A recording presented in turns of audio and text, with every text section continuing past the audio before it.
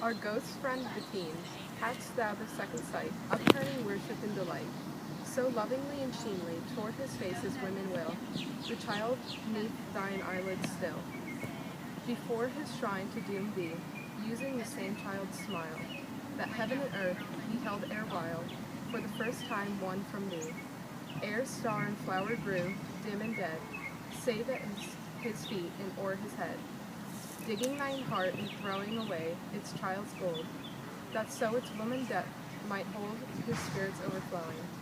For surging souls no worlds can bound, their channel in the heart have found. O child to change appointed, thou hadst no second sight. What eyes the future view aright, unless tears anointed? Yea, only tears themselves can show the burning ones that yet shall flow. O woman, deeply loving, thou hadst not second sight. The star is very high and bright, and none can see it moving. Love looks around below above, yet all his prophecy is love. O changing child and woman, thou hadst not second sight, or bending down thy forehead white, though human to human, the idol's shadow would have made its light vanish like a shade. Thy spirit was foreknowing, changed to the patriot dead, the changing of their battle bed, for meadows ever blowing. But never vision didst thou see of death and change to him and thee. Our ghost friend Bettine, what chanceth with thee now? The funeral stone on his brow, the funeral earth between thee, and haply he who left the sun, for thee hath left a funeral one. I never shall behold thee. Thou hast the stranger's face. Thy smile may keep its ancient place, and living loves enfold thee. Yet dost thou change as others must, whose souls have been baptized in dust. I ween thy smile engraver, paler thy cheek I ween, for thou the mystic sight hast seen, which maketh quail the braver. The crowned in love go naked down, without the love, without the crown. The childhood's plane, sent onward o'er the sea, thy dove of hope came back to thee. Without a leaf, art lain, it wet cold rain, no sunken dry, still in the bosom secretly. Or hast thou found another, with plumes thy God hath given, to leave the wave and meet in heaven, as brother meeteth brother, the eternal dove who downward flings his glory on mountain wings. Such glory rest upon thee, our ghost-changed friend. From earths that cometh to an end, hath faded and forgone thee, and thou the worshipper hast spread thine idol's ashes o'er thine head.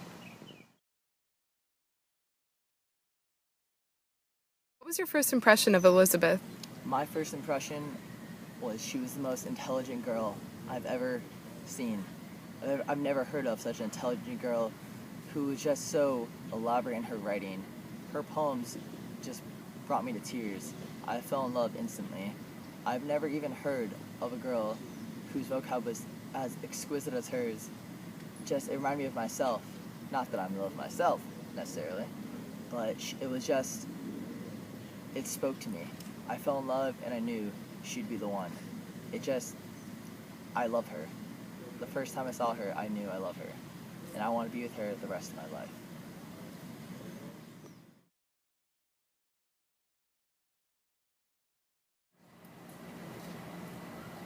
I love your verses with all my heart, James Bennett. And this is no offhand commentary letter that I shall write. Whatever else, no prompt in the matter of course recognition of your genius, and that gracious, natural end of things. Since the day last week when I first read your poems, I quite laughed to remember how I had been turning in my mind what I should be able to tell you of the effect upon me, for the flush of delight that I would this once get out of my habit, get this out of my head, and purely pass of my enjoyment I have for you. When I do really enjoy and thoroughly justify my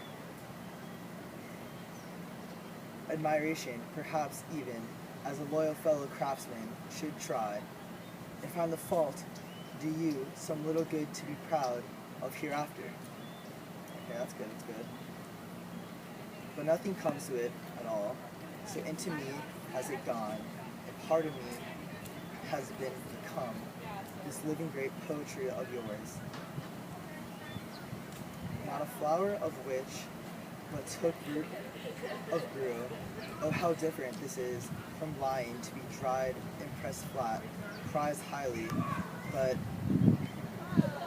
and put this book in proper count to top to bottom.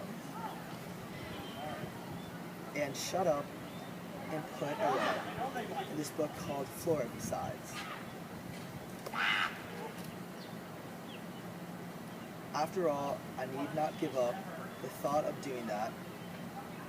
So in time, because even now, talking with whoever is worthy, I can give a reason for my faith is one another excellent.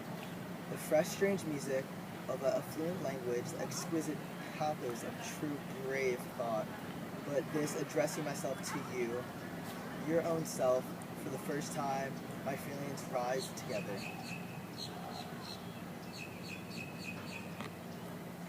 I do all I say, love these books with all my heart, and I love you too. Do you know I was once not very far from really seeing you? Mr. Kaon said to me this morning, would you like to see Mrs. Barrett? Then he went to announce me. Then he returned. You were too unwell. And now it's years ago, I feel as some untoward passage in my travels as if I had been close to some world's wonder in a chapel of your cry. Only a screen to push I might have entered, but there might be a slight, so now it seems, slight in suffocating myself in my mind of a bar of admission for your love for me, to have the love I have for you. And the half-open door shut, and I went home my thousands of miles, and sight was never to be. Well, these poems were to be, in this true thankful joy and pride which I feel myself. Yours ever faithful, Robert Brown. What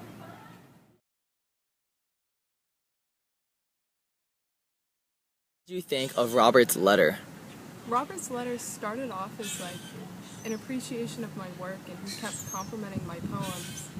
But then it turned into more of like a confession of love for me. And I was a little off put by that because I thought he was more lustful than loving.